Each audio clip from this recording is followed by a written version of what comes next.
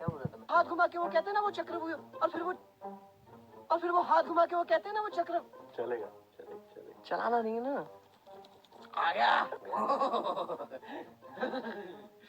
भैया वेक है ना।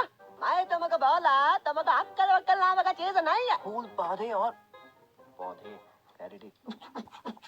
खड़ा हो कैसे मैं यहाँ पे अपना। आज एवेंजर्स पूरी दुनिया में फेमस है, पर आपको क्या पता है, एक सर्वे के हिसाब से 50% एक्टर को जाता है एक मूवी हिट होने के परसेंट में, और 50% उन्हें जाता है जो इनकी डबिंग करते हैं। आज मार्वल स्टूडियोज फेमस है अपने एक्टर और इंडिया में अपने डबिंग आर्टिस्ट के वजह से। जरा आप ही सोचिए कि अगर आपके फेवरेट एक्टर की आवाज़ बदल दी जाए तो आपको कैसा लगेगा। आपको ऐसा लगेगा कि वो एक्टर आपका फेवरेट है ही नहीं, और ना ही कभी आपका था। एक एक्टर दूसरी कंट्री में फेमस होते हैं उनकी डबर आर्टिस्ट या उनकी डबिंग की वजह से। आज Iron Man, Captain America, Thor, Natasha, Captain Marvel, Antman, Bruce Banner, ये सब फेमस है अपने वॉइस डबर के वजह से। आपको इन सब की वीडियो तो कहीं भी मिल जाएगी, पर आज हम इसके बारे में बात करने वाले हैं कि आज आपको अगर नहीं पता है तो कुछ एक्टर्स की वॉइस चेंज कर दी गई है, तो आज हम लोग इसी के बारे में बात करने वाले हैं। सो गाइज, आज हम लोग बात करने जा रहे हैं टॉप 5 ऐसे एक्टर जो आज इंडिया में फेमस है उनके वॉइस डबर आर्टिस्ट की वजह से। सो गाइज, वीडियो बहुत इंटरेस्टिंग होने वाली है, शुरू से लास्ट तक जरूर देखिएगा। चैनल पे नए तो चैनल को जरूर से सब्सक्राइब कर लीजिएगा। सो गाइज, बिना टाइम वेस्ट के वीडियो को स्टार्ट करते हैं।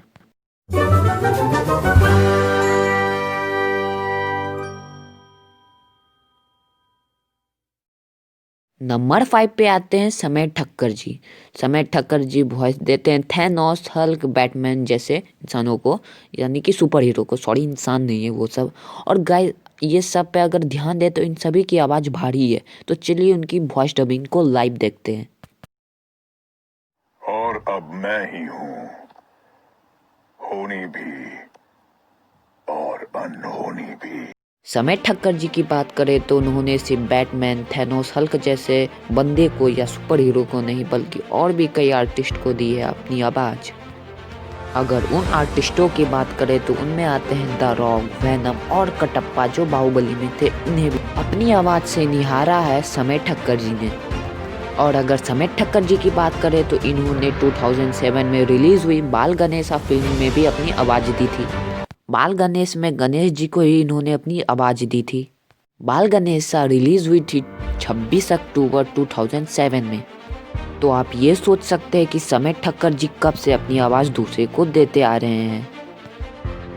नंबर 4 पे आते हैं जॉयसन गुप्ता जी, जिन्होंने अपनी आवाज़ दी है कैप्टन अमेरिका को। जॉयसन गुप्ता जी एक स्टेज एक्टर है, साथ ही साथ उन्होंने बंगाली फिल्म्स में भी अपनी आवाज़ दी है। जॉयसन गुप्ता जी का जन्म 14 दिसंबर 1968 को हुआ था। इन्होंने कैप्टन अमेरिका को अपनी आवाज़ से और भी फेमस कर दिया और इन्हें अपनी आवाज़ से निखार दिया। तो चलिए इनकी देखते हैं लाइव डबिंग।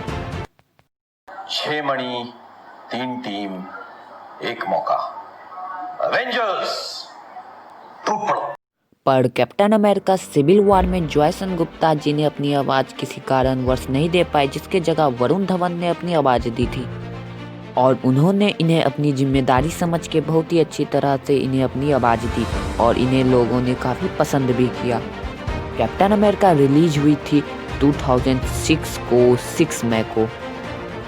तो चलिए देखते हैं वरुण धवन की भी लाइव डबिंग। हमारा काम ज्यादा से ज्यादा लोगों को बचाना है। हालांकि हम सबको नहीं बचा सकते, पर हम हार भी नहीं मान सकते। Captain America becomes very accessible in Hindi to Indian audiences, and actually it works. It works in all formats, whether it's going to be Hindi, Tamil, Telugu, wherever, because the thought is what matters, and what he's trying. Number 3 पर आते हैं गौरव चोपड़ा, जिन्होंने अपनी आवाज़ दी है Thor को। गौरव Chopra Indian actor के साथ साथ बिग बॉस 10 के पार्टिसिपेंट्स भी थे। बट गाइज, इनफॉर्चुनेटली इनके फादर की कोविड-19 की वजह से डेथ हो गई। इनका जन्म 4 अप्रैल न्यू दिल्ली में हुआ था।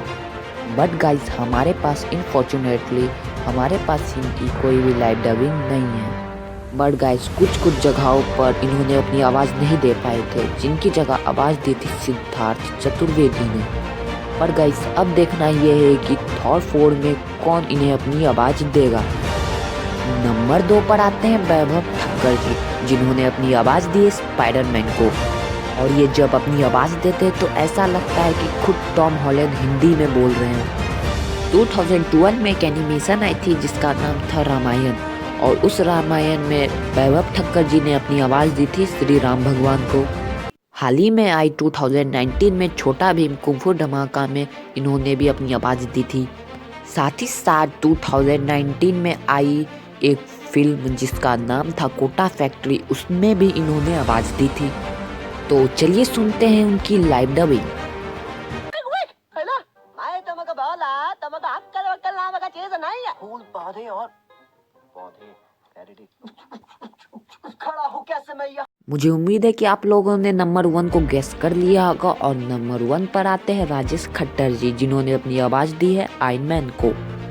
और अगर मैं सच कहूँ तो आयरन मैन मेरे फेवरेट एवेंजर है। राजेश खट्टर जी आयरन मैन को इतनी सुंदर तरीके से आवाज़ दी है कि आयरन मैन के फैन अभी इंडिया में सबसे ज़्यादा है। और अगर मैं कहूँ तो मैं चाहूँगा कि हमेशा राजेश खट्टर जी ही आयरन मैन को अपनी आवाज़ दे। एवेंजर्स और मार्वल के अलावा आयरन मैन की नई फिल्म 2 लिटिल्स में इन्होंने ही अपनी आवाज़ दी थी। राजेश खट्टर जी का जन्म 24 सितंबर 1996 में हुआ था पुरानी दिल्ली में। राजेश खट्टर जी एक एक्टर के अलावा, एक वॉइस एक्टर के अलावा एक स्क्रीन राइटर भी है। तो चलिए सुनते हैं इनकी लाइव डबिंग। ने अंतरिक्ष में एक छेद से हमला कर दिया था। हम उस छेद के 300 फीट नीचे खड़े हैं। हम एवेंजर्स हैं। हम चाहे किसी भी चोर उचक्के को पकड़ते रहें, लेकिन वहां जो दूसरी दुनिया में है वो सबसे बड़ा खतरा है। ए भाई स्पारो जी हुजूर, क्या ख्याल है, रस्सी की हालत कैसी लग रही है? जी हमरे को तो ठीक ही लग रही है। सो गाइज हमारा वीडियो यहीं ख़त्म होता है। आपको वीडियो कैसी लगी मुझे कमेंट बॉक्स में ज़रूर बताइएगा। अगर वीडियो अच्छी लगी तो वीडियो को ज़रूर से लाइक कर दीजिएगा, क्योंकि आपके लाइक से हमको मिलता है सपोर्ट और आगे बढ़ने की क्षमता। सो गाइज मिलते हैं अगले वीडियो में, तब तक के लिए good bye and thanks a lot for watching this amazing video.